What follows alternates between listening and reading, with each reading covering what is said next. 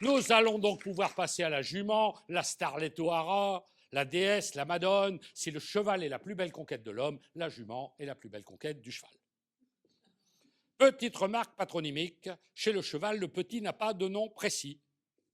Oui, je sais, c'est idiot, mais c'est ainsi. S'il vit en liberté, on l'appelle le poulain. En revanche, s'il réside dans une salle de bain, on ne l'appelle pas poulain, mais bidet. L'âne fait lui aussi partie des équidés. L'âne est un mammifère têtu et ridicule, il possède des sabots, mais il préfère les mules. Il n'est pas misogyne, dans la communauté, c'est toujours la femelle qui a priorité, c'est ce qu'on appelle le droit d'ânesse. Les oreilles d'âne sont le symbole de la paresse, car l'âne est un feignant, il est borné, obtus, il ne voit rien venir, et sa sœur âne non plus. Pour améliorer ses qualités, on l'a croisé, une jument plus un âne, ça nous donne un mulet. Mais un cheval plus une ânesse, ça nous donne un bardeau. Pour les non-spécialistes, c'est kiff-kiff boricot, pour ne pas dire blanc-poney et poney blanc. Quelques représentants de l'ordre des porcins, le sanglier, la laie, avec la marcassin. Admirez au passage l'erreur patronymique, le petit amarcassin, c'est pas très logique. Si j'avais le choix, je n'aurais pas appelé le petit amarcassin, mais un cochon de lait. Juste après le cochon, son cousin domestique, la même forme, mais sans poils, ce qui fait qu'en pratique, comme vous pouvez le voir sur cette photo, on croirait que la pauvre bête a subi une chimio. Animal sympathique, tranquille, bienveillant, le porc est proche de l'homme.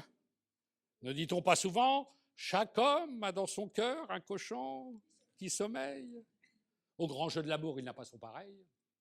Attention, le cochon n'est pas un obsédé, c'est un être altruiste et désintéressé, un pasteur de l'amour. Le cochon, c'est celui qui apprend à aimer autrui.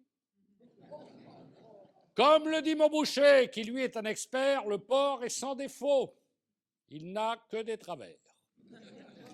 Le petit du cochon s'appelle le porcelet. Puis quand il a grandi, verra, pourceau, goré.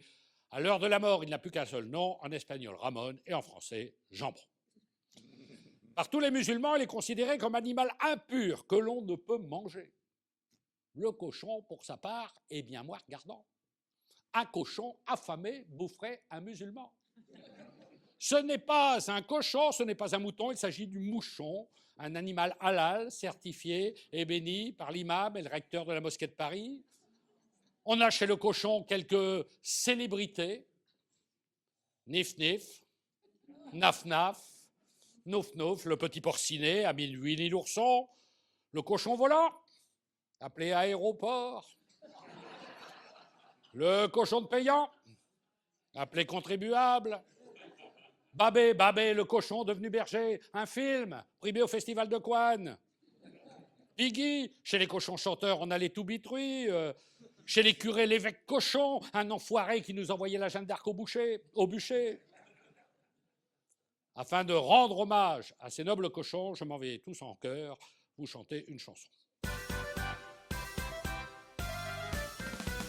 Des cochons, des cochons, des cochons, détraits et détruits, détruisons l'ennemi, c'est pour sauver la patrie. Des cochons, détraits et détruisons l'ennemi, c'est pour sauver la patrie.